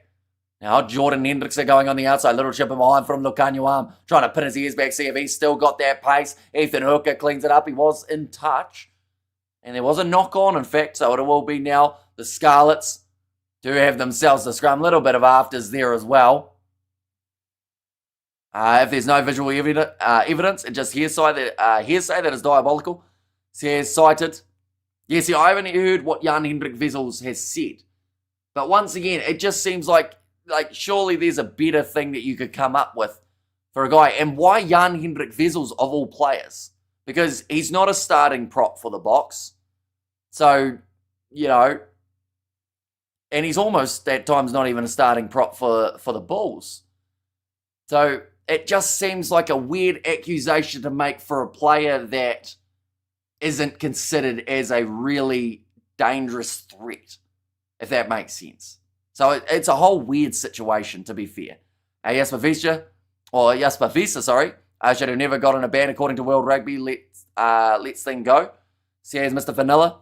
Why can't lie detectors be used for rugby players to get a conclusion in the hearings? Both players should be tested, says Piet. And I'm saying it's like a 12-week, but on a 9-week. I think it got knocked down to 9 weeks because of good behaviour. It's his first time allegedly grabbing a scrotum. Going off to the left-hand side now. Emmanuel Tshituka going back and behind. Andre Esterhazen driven backwards. The tackle from Johnny Williams. Another grubber attempted from Jordan Hendrickson. It seems to be the tactic at the moment for the Sharks. They go like 3 or 4 phases, then they go for the grubber. And thanks for your commentaries, Hamish, and come on the Sharks. It's reduced from 12 to 9 because he's a swell fella. Says Big Rig. And they've actually that all the time in the scrum we play on when they grab a bit. Says cited. Now another change. Pepsi Putalese make his way onto the field for the final 20 minutes of this match. And it's going to be Sio Kolisi making his way off the field. 100th appearance for the Sharks in an international competition. Well, there you go. Pepsi Putalese bringing up a big milestone for himself. I know that Grant Williams, this was also as 50th. We see Lorenzo Julius. He has made his way on. Hooker is off, had a decent game. Yeah, it was solid enough. Under that high ball, still looking as dangerous as ever. For Ethan Hooker was the weirdest case of below the belt. So here's Ruth. Now inside ball goes to Edward Fundermerva. Grant Williams Pops it across to Fezambata. Not if it's done correctly and properly, says Piet. So Lucanio has made his way off, and that is for Julius. Trying to find his way through for John Smith, and he has lost that ball again. And damn, the Saturday is going away fast. It is. It's actually flying by, which I don't mind. When we've got a whole heap of games back-to-back, sometimes, you wonder whether or not the day will drag on, and it hasn't really here. This has been an entertaining enough game of rugby. At the moment, the Sharks are in control, but they will probably need another try to be able to fully secure it. And then straight after that, we've got Stormers Benetton, which is a pick-em game, which is always the best way to finish rather than a one-sided affair. It could be one-sided, though, with those two sides. Now this one goes high. This one's almost has gone backwards. But Andre Esterhuizen able to claim it before he is tackled by Sam Lausi. Grant Williams cross to Fezambata, chopped down. Manus van der Merwe locks over the ball, gives away the penalty. He was off his feet and came back onto the ball. Spank me, baby, says Ruth. And I was going to say something about tight glitter underwear. Fair enough. My take on the Hendrik Vessel situation is the guy was touched. But it was international, or if it was intentional or not is the debate. I would say it was accidental. As usual, North versus South beef makes it ugly. If off Sundays, Ruth. Says Stephanie in there too. Right, if you're the Sharks, you go for the posts here every day of the week. And it looks like John Smith is going to do just that. There's no such thing as a lie detector polygraph test. There's just a reaction recorder. Just record stuff like sweat and heart rate, breathing and blood pressure. And then the guy running the test just had to guess if the reactions indicate lying. Going to see it now for Manus van der Merwe. So they said his hands were down first. There was one hand down. The other hand was on the ball. So he did scoop it back. John Smith, this is to extend the lead to more than the 7 points here. And good call getting out of the 7-point range. And that's when you start to get that little bit more control of the game. And John Smith gets it over. And he's going to add the extra 3. Nice kick too, says Yanko. And we have got there. It's a good time for Fuff to sell his Speedos. So tight no one can squeeze you. Be the catchphrase. The Sharks win. I'll treat myself to some apple crumble, says Justin C. I was quite sad because Werner Koch, if he had scored in the game up against the Sharks, up against the Lions, I would have got some onion rings. But now that hasn't happened. And Murphy must have a small pair of nuts because he did not even wince and curl up in pain, says Ronnie. Yeah, although it's probably a bit of a weird scenario. Like, if it did happen, right, you probably don't know how to react if you're just chilling and a guy comes up and gives you a bit of a twist, I got hit with a cricket ball in that region today, and I certainly did not feel like punching someone. I felt like curling up a little bit and having a quick spell. And another cooling break. And who are the try scorers for the Sharks?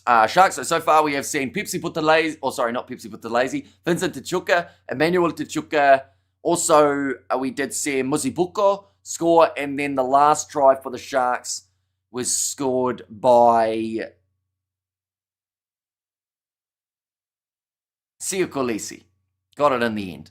So all 3 of the loose forwards have actually scored in this contest, which is thoroughly impressive. Unbelievable how the talk has gone south, says Ruth.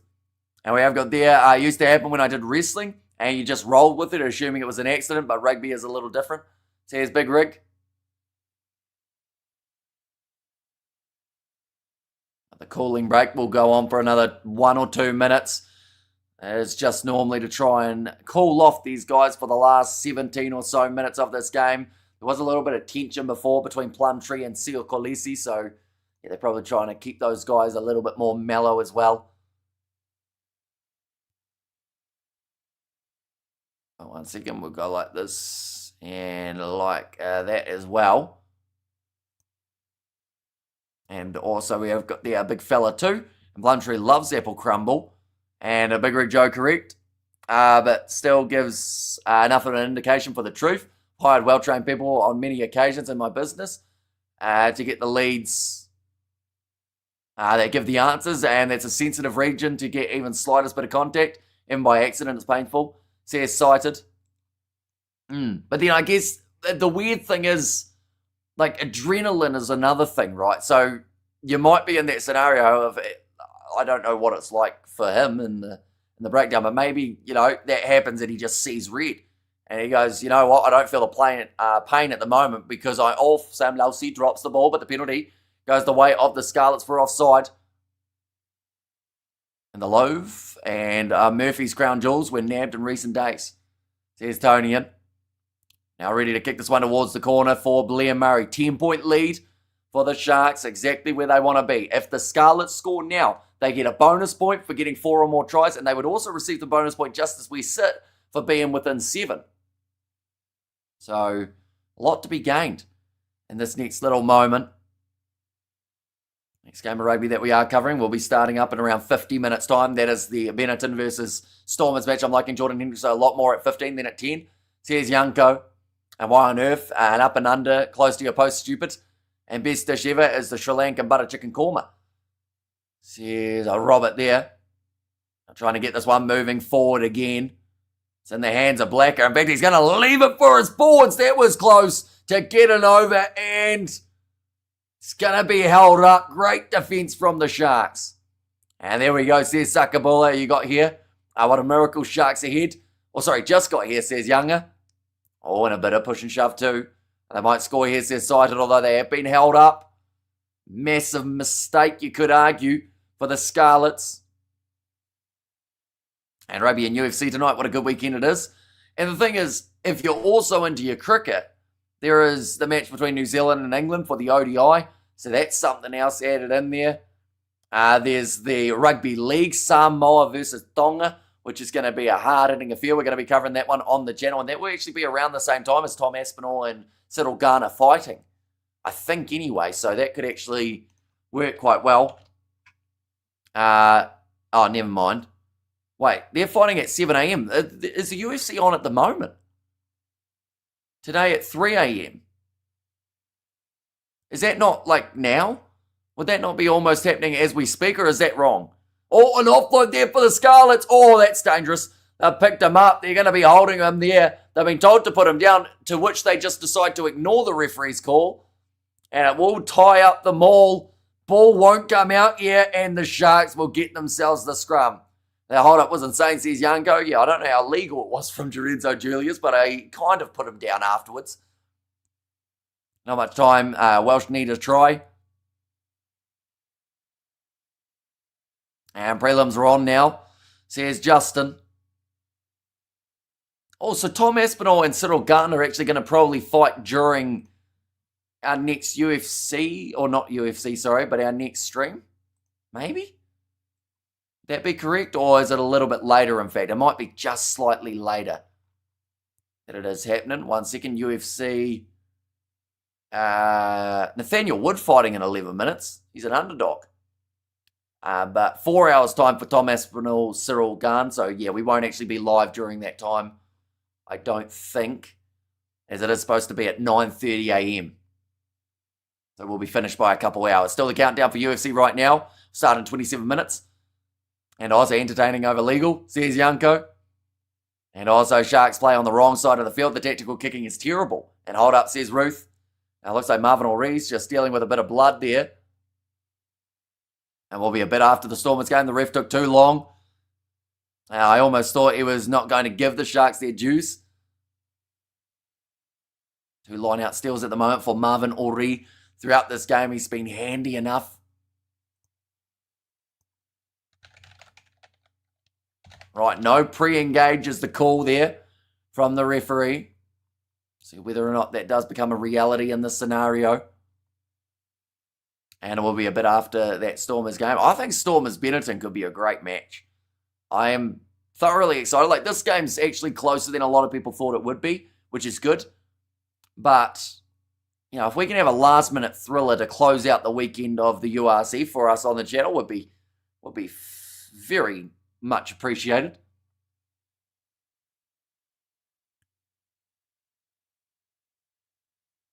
Okay, hold your weight in your space is the call there from the ref again.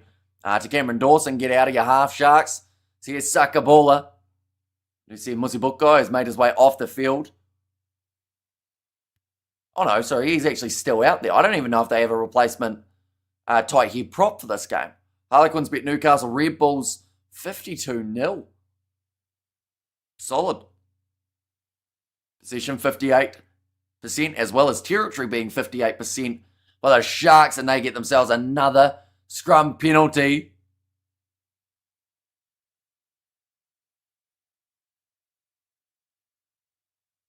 I just said there that Musibuko is 22 years old, definitely has a bright future. Towards the end of the match, the scrum starting working as it should, says Yanko, and it does seem to be the trend for the Sharks. They are able to use that to their advantage and just keep on kind of working away at the opposition. Benetton looked enterprising this season. It could be a nice high-tempo game, says Sided. Yeah, that's what I'm hoping for. That's the thing. I'll either take 30 points per team or I'll take a really close game going down to the wire. And if it's 32-30 at the end of the game, even better. Something like that. Now, Sharks. Oh, that ball's going to be dropped, I think, by Sam Lausi. And that one's going to be knocked back. Oh, another offload attempted. That one has gone forward from the Scarlets. And a well below par game by the Sharks. And good fight from the Scarlets, says Rajen. And there as well. And I don't know. I like to see some tries, says Big Rig. Yeah, I think it's one that you need to see a few tries. Do you think Cyril has a chance against Aspinall? The thing is, for future fights' sake, you kind of need Aspinall to win. But then at the same time, he's kind of faced most people. But people are saying pretty much if Cyril Garn wins, then John Jones is going to say, I'll fight Cyril Garn. But, yeah, I don't know. We'll see what happens. Tom Aspinall, Alex Pereira has also been talked about. Jaden Hendrickse making his way onto the field now. That is for Grant Williams, who's had a very good game throughout the 80 minutes. And well done the Sharks, says Colleen. And also the game ending 42-15 is probably more entertaining than one that ends 9-6, says Big Rig. There'd be a lot less complaining about a 42-15 game. Some people hate a low-scoring match without tries. Like, as soon as you only have 1 or 2 tries and a half, people say, what a boring game. But sometimes it's actually really good. And Aspinall should win, says Paul, but another penalty going the way of the Sharks scrum. Moment. Henry Thomas just can't quite catch a break. And that one's going to be put into touch by the Sharks yet again. And it might be getting time for a Scarlet scrum warning. Says Yanko, yeah, 12 penalties against the Scarlets in this game compared to the 5 of the Sharks, which is why it's so impressive that they are still only down by 10. The fact that they have had about 60% territory and possession there, the Shark, get the ref off the hook. If one team is dominating, says Big Rig. We have got there no more. We only lost because of that controversial try-tackle decision. And can the Bulls do it tonight, says Bo Kang. And now Etzebeth ready to align this one up for the rolling maul, and it is at the back for Fezambata. Now Andre Esterhazen. And the low tackle made on him, trying to get that steal with a breakdown, was the replacement Jared Taylor, I believe. Couldn't quite get it done. Big leg drive coming from Vincent Tshituka, who is stuck underneath the breakdown. Jaden Hendrickse goes off to Emmanuel Tshituka. Now wrestling him down again. This time Pepsi Butalezy, another advantage going the way of the Sharks, so they can take another 3 if they want it. How did this become a cooking channel? It always seems to happen. Late night live streams equal food. Now, in behind, Sean Smith. Step there, Ron Reyes. It goes to Lorenzo. Julius breaks the line. Should almost have the skill to be able to get through one of the offload. And it goes into the hands now of Elliot D. Will kick it from inside of his 22. Didn't have a lot of angle to work with, and also hasn't managed to find touch with it. Awkward bouncing ball for Andre Esterhazen. Pressure on him. Gets tackled there by Elliot D. Wrestled down. 2 players all over him. Ball pops out on the side of the Scarlets, but they didn't have someone ready. That's a knockdown there. And it could turn into a penalty. Maybe a yellow card against Plumtree. Ball sits up though for the Sharks. They just continue to go. Now they'll go back for the penalty. 8 is being called over. This sounds like Plumtree's going to be going to the bin for the yellow card. Yes, he does. And come the Sharks score again. Win it for us, boys. And usually when there's more than 20 points in a game, it's an interesting one. Anything below that has a high chance of being a boring game of rugby recipes. A couple years ago, I ended up getting a couple New Zealand rugby cookbooks. So that could be a video idea, testing out rugby cookbook recipes. That would be a dangerous one, though, because I would be probably pretty bad at it. Someone got a yellow card, didn't see who. It was Tane Plumtree for a deliberate knockdown. And Silly Billy says Big Rig. Yeah, in the end, an awkward bouncing one, and all they needed there was just to have someone else there. What's a rugby cookbook? It's just pretty much all the rugby players have given, like, I think it's all the All Blacks gave their favourite recipes and whatnot. But it's like pretty old school. I think it's back in the days of like Conrad Smith and all those fellas. Page 1 out of Briar Wallaby. Says Yanko. And just avoid the recipes with eggs. Yeah. I'm going to have to cook some good eggs, aren't I? Or else I'm never going to get my egg reputation back. Wonder if Dad is happy or sad about that. Says Lilia B. Yeah, that's a tricky one, isn't it? Because he's kind of like dealing with mixed emotions. He'll be like, yes, they're down a man, but oh, that's my boy. Kyle Julius. Do you need to learn to Julius? Or do I need to learn to say Julius, maybe that is? And Lily B. A little bit of each. And Sharks had to contend with 2. Oh, that one hasn't found touch from the Sharks. Going to be kicked back downfield. Bit of an aerial challenge or battle going on between these two sides. Jordan entered to kick that one downfield. He's actually got a bit of cramp by the looks of it. Page 2, Burger Fuel. There's Big Rig Joe looking for the 50-22. Now the Scarlets, it's out on the full. We'll have to go right back to where it was kicked from. The Quaka Burger, says Yanko.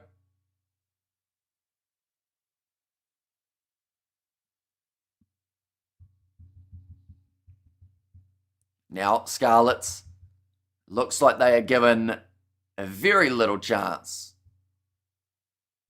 of coming back into it. Only 6.5 minutes remaining. Bonus point on the board for the Sharks. The Scarlets would need one more, or else they would actually leave this game with nothing in terms of the points. Is anyone nice? Or did anyone try a bri pie? I haven't tried it. Says Excited. What is a bri pie? That sounds like a tongue twister and a half.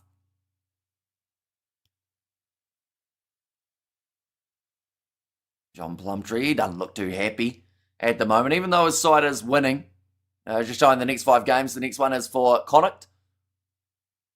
Well, up against Connacht. That is in around 36 days' time. So we've got quite a layoff in the old URC. But international rugby coming just around the corner. Andre Esterhazen. Big carry forward from the Sharks inside centre. Very good, says My Bad Gaming. Now Hendrickse to the left-hand side again. So far we've seen 3 loose forwards and a prop score for the Sharks. So it has been all the forwards. But the question is, can a back get himself over the line? A drive on AE was also crazy, says Yanko. Esterhazen, when he gets that body position right, he can just keep on going further and further forward. And so I remember we call the barbecue a braai. Oh, and that's going to be dropped there. Oh, who was that? That was Eben Etzebeth.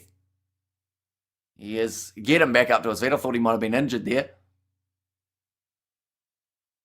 No, we see it now. It was in the hands of Etzebeth. Oh, no, he just looked up. See who was about to whack into him. Butterfingers. Eben not helping the haters today. See, here's Yanko.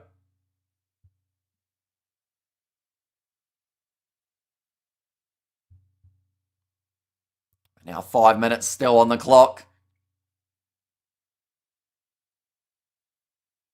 Okay, I've just been told to keep the scrum up there. I think it's easier said than done at the moment for the Scarlets. It's a pie made on a braai. It started as a joke and it's a thing. So it would probably go all right though, because like you do all the garlic rolls and whatnot on the braai as well, don't you? So, you know, a bit of crispy pastry. Is it pastry that's outside the pie, or is it just like made up in like a glass capsule?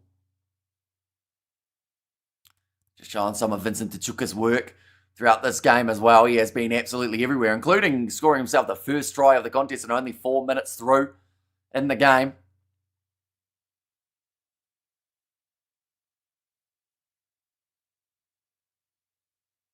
Defenders beaten 2. Meters made 33. Once again, Hamish, thank you for your great commentary. No worries at all. And we are sitting around about 30 minutes away. 35 minutes, in fact, until the next live stream. that we are going to be doing on the channel. Actually, a little bit of a break here between the two matches. You can also get braai cones. What type of cones are we talking? Oh, yeah, I'll get there. Nice highlight reel from Vincent. Looks like he had a brilliant game. And it's a Bath-based street. Now, ready to put the ball in again for the Scarlet side. It is actually going to be the number 9, Archie Hughes, or at least he is wearing that kit. Maybe they got the wrong sizes for the two players. And a bit of a step there from Elliot D. And another penalty goes the way of the Scarlets. They want the ball. Ooh, little bit of afters there. Little Archie Hughes was having a bit of a crack at Pepsi Buthelezi. I don't know whether or not that's the best choice. I know that halfbacks love talking, but he's getting 4 minutes at the end of the game. It's not exactly a massive talking point for himself.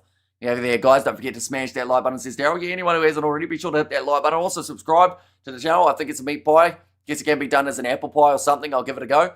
I'm subscribed to this channel even on my grandma's phone, says Bo King, so it's greatly appreciated. Grandma's probably awfully confused when she gets random notifications saying that I'm live. Sugar cones with marshmallow and chocolate that melts on the braai. That does sound quite good. That sounds dangerous, but good. And leftover braai meat stuffed into store-bought pastry and finished over flames. And we got there braai corn, they meant. You are slowly becoming a South African idol, says Petrus. I don't know about an idol. I know that once I go to South Africa, if I find one person who knows the channel, that would be quite cool. But, yeah, we'll have to see how it goes. I know those cones, I never had them. And I, Bokang's grandma. There's Yanko there. Sam Lousy. It's another collision. Currently 2 minutes remaining in this match. Little grubber kicked him. Oh, nicely taken there by the Scarlets. Kicked downfield now by Stan Costello. Looking for the 50-22. It's going to go just into the in-goal area for Ethan Hooker. What is this morning at 5 that I saw you for the NPC final? Or was it this morning? Yeah, it would have been around that time. First live stream we did on the channel for today was, of course, that Bulls-Glasgow game. But then from there, yeah, we were live 12 hours ago. You'll find many, Hamish. And I had tuna steaks on the braai a few times. Very nice. Right, it's going to be the goal line dropout, 50-22. Not quite. Just curved infield in the end. Went into the in-goal area for the goal line dropout instead. Just looking for that touch to see whether or not ball of, or the hand of Kunini did strike it. Oh, tell you what, it's a little mistake there, or at least it looked like it for the Sharks, but they managed to take that ball back now. Just a 1 minute remaining. They're only a metre out from their try line. So I would say that this is where they kind of just have to opt for the kicking option rather than going phase after phase. But it looks like the phase option is the one that they are going with. What area of the field are they? They're currently only sitting 2 metres out from their own line here. The Sharks, as Hendrickson gets ready to roll it back and kick it downfield. Oh, Lousy getting a partial charge down. Ball on the side of the Scarlets. That's accidental offside. And that is a brutal one there because that was an attacking chance that could have led to some form of points for the Scarlets in this matchup. But now it's looking like they're going to be leaving this game with nothing. Even though it's been a pretty solid performance from a massive underdog. Sharks were expected to win this game by about 24 points. They'll get away with winning it by 10. Lots of knock-ons. There's been quite a few here throughout this game.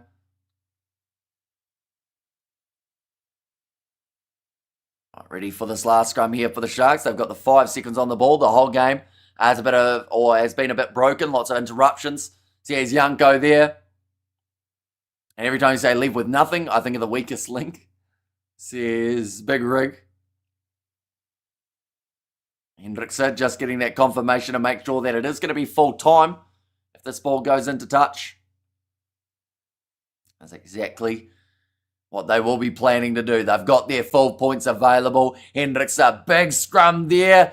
Ball's going to be, or trying to steal it with Sam Lousy. In fact, it would have been the number 7, Dan Davis, instead.